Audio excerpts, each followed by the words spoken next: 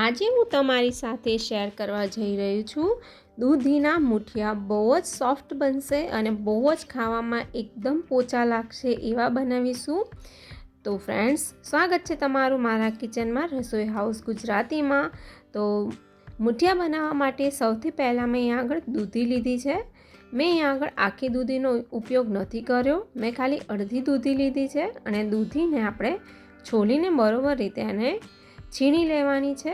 અને મિત્રો, જો તમે આ રીતે મુઠિયા બનાવશો તો પાક્કું તમારા પોચા બનશે તમારા મુઠિયા અને ગળામાં ડચુરો નહીં વળે. તો મેં દૂધીને ક્રશ કર્યા પછી એમાં હળદર, મરચું નાખ્યું છે, 1 ચમચી ધાણા જીરું પાવડર નાખ્યું છે અને પછી આપણે નાખી દઈશું એની અંદર મીઠું. મીઠું તમે તમારા સ્વાદ પ્રમાણે નાખજો. તો મીઠું મેં અહીંયા આગળ નાખી દીધું છે અને મીઠું નાખ્યા પછી આપણે બીજા આગળના મસાલા કરીશું. તો પછી મેં અહીંયા આગળ તલ નાખ્યા છે. તલ તે તમે નાખશો ફ્રેન્ડ્સ તો આની અંદર તમે તલનો ટેસ્ટ જે છે બહુ જ સરસ લાગે છે, એટલે તલ નાખી દઈશું. પછી અહીંયા આગળ મેં 1 ચમચી અજમો લીધો છે.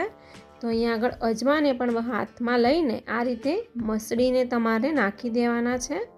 અને આ બધા જ મસાલા તમે ફ્રેન્ડ્સ બધા જ મસાલાને મિક્સ કરી લેવાનું છે. હવે આપણે તમે જુઓ મિત્રો કે દૂધીને આ બધા જ મસાલા સાથે સરસ રીતે મિક્સ કરી લઈએ. જો તમે લોટ નાખ્યા પછી મિક્સ કરશો તો આ જે મસાલા છે એ બરોબર રીતે મિક્સ નહીં થાય, એટલા માટે. તો ફ્રેન્ડ્સ, અહીંયા આગળ મેં ધાણા પણ વધારે પડતા લીધા છે, કારણ કે અહીંયા આગળ ધાણાનો પણ ટેસ્ટ ખૂબ જ સરસ લાગે છે. તો લીલું લસણ પણ મેં નાખ્યું છે અને થોડીક મેથી પણ નાખી છે. તમે જે પણ અવેલેબલ હોય મિત્રો એ તમે નાખી શકો છો. અહીંયા આગળ મેં આદુ મરચાં લસણની પેસ્ટ નાખી છે 1 ચમચી અને આ બધી જ વસ્તુઓને સરસ રીતે હવે મિક્સ કરી લઈશું. અને 1 ચમચી ખાંડ નાખી દઈશું. પછી થોડા લોટ નાખીશું. તો સૌથી પહેલાં મેં અહીંયા આગળ થોડુંક દહીં પણ નાખી દીધું છે. દહીંથી પણ જે છે આપણા મુઠિયા છે એકદમ પોચા અને સરસ બનશે. તો અહીંયા તમે જોઈ શકો છો મિત્રો કે મેં અહીંયા આગળ દહીં છે, દહીંને પણ મિક્સ કરી લીધું છે. હવે અહીંયા આગળ મેં ઘઉંનો કકરો લોટ લીધો છે મિત્રો. તો ઘઉંનો કકરા લોટનું પ્રમાણ સૌથી વધારે રાખ્યું છે. મેં અહીંયા આગળ 6 ચમચી જેટલો ઘઉંનો કકરો લોટ નાખ્યો છે, 2 ચમચી બેસનનો લોટ નાખ્યો છે અને 2 થી 3 ચમચી મેં અહીંયા આગળ બાજરીનો લોટ લીધો છે. હવે આપણે થોડોક પિંચ જેટલો એકદમ ચપટીક સોડા નાખવાનો અને એની ઉપર આ લીંબુ નીચોડી દેવાનું. આપણે દહીં નાખ્યું છે એટલે લીંબુ વધારે નહીં નાખીએ તો ચાલશે. તો મિત્રો, બરોબર રીતે હવે એ મિક્સ કરી લઈએ અને તેલ નાખવાનું. તો 3 ચમચી આપણે આમાં તેલ પણ નાખી દેવાનું છે અને આ લોટને બરોબર રીતે મિક્સ કરતું જવાનું છે. જો તમને એમ લાગે, દૂધીની બધાની કન્સિસ્ટન્સી અલગ અલગ હોય છે મિત્રો, એટલે તમને લાગે કે દૂધીનું પ્રમાણમાં વધુ છે અને જે લોટ છે બહુ ઢીલો લાગે છે તો તમે થોડોક લોટ વધારે નાખી શકો છો.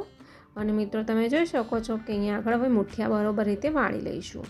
તો બધા જ મુઠિયા મેં વાળી લીધા છે. હવે મેં સ્ટીમરની એક ડીશ લીધી છે. તો ડીશમાં આપણે થોડુંક તેલ લગાવી લઈશું. જે ડીશ છે એ તેલથી ગ્રીસ કરી લેવાની છે, એનાથી આપણા મુઠિયા જે છે એ ચોંટી નહીં જાય. તો આ ટીપને ધ્યાન રાખજો મિત્રો. અહીંયા આગળ મેં તેલ લગાવી દીધું છે અને તેલ તમે જોઈ શકો છો કે મેં ચારે તરફ બધી તરફ લગાવી દીધું છે. અને મારું આ સ્ટીમર છે, તો સ્ટીમરમાં મેં આ મુઠિયા મૂકી દીધા છે અને એને ઢાંકીને 20 થી 25 મિનિટ સુધી આપણે સ્ટીમ થવા દેવાના છે. વરાળે બફાઈ ગયા છે, બફાયા છે નહીં એ એવી રીતે ખબર પડશે મિત્રો. એક ચપ્પુ લેવાનું છે અને મુઠિયામાં નાખવાનું છે. જો ક્લીન બહાર આવે તો સમજી લેવાનું કે આપણા મુઠિયા બનીને તૈયાર છે. તો હવે આ બધા જ મુઠિયાને હું એક પ્લેટમાં નીકાળી દઈશ અને આ રીતે આપણે કટ કરી લેવાના છે. તો મુઠિયાને તમે મિત્રો જોઈ શકો છો કે બધા જ મુઠિયા મેં કટ કરી લીધા છે. તો હવે મેં એક કઢાઈ લીધી છે. તો કઢાઈમાં તેલ લીધું છે થોડું અને તેલ નાખીને આપણે એમાં રાઈ નાખી દઈશું. રાઈ અને જીરું નાખવાનું છે. તો મિત્રો, તમે જોઈ શકો છો કે મેં અહીંયા આગળ રાઈ નાખી દીધી છે અને પછી આપણે જીરું નાખવાનું છે. તો આ તમે જુઓ, મેં અહીંયા આગળ જીરું પણ નાખી દીધું છે અને એક પિંચ જેટલી અહીંયા આગળ મેં હિંગ પણ નાખી છે.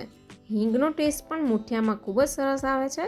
પછી આપણે નાખી દઈશું લીમડાના પાન, મીઠા લીમડાના પાન અને તલ છે એ તલ મેં વધારે નાખ્યા છે.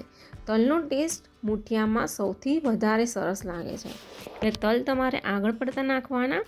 હવે તમે મિત્રો જોઈ શકો છો કે મૂઠિયા જે હતા આપણા, તો એ મૂઠિયાને પણ હું જે આપણે સમારીને રાખ્યા હતા એ મૂઠિયા નાખી દઈશું વઘારમાં અને બરોબર રીતે મિક્સ કરી લઈશું. તો મિત્રો આપણા જે મૂઠિયા જે છે એ બરોબર રીતે તૈયાર થઈ ગયા છે. તો હવે ઉપરથી હું થોડા ધાણા નાખું છું, લીલા સમારેલા. એનો ટેસ્ટ પણ ખૂબ જ સરસ આવે છે. તો મિત્રો આ રેસીપી તમને કેવી લાગી મને કમેન્ટ સેક્શનમાં કમેન્ટ કરીને જરૂરથી કહેજો. અને મિત્રો રેસીપી સારી લાગે તો મારી ચેનલને વિડીયોને લાઈક કરો અને સબસ્ક્રાઈબ કરવાનું પણ ના ભૂલતા ફ્રેન્ડ્સ. તો ચલો મિત્રો મળીશું આપણે આગલા વિડીયોમાં. ત્યાં સુધી બધાને રાધે રાધે, જય શ્રી કૃષ્ણ.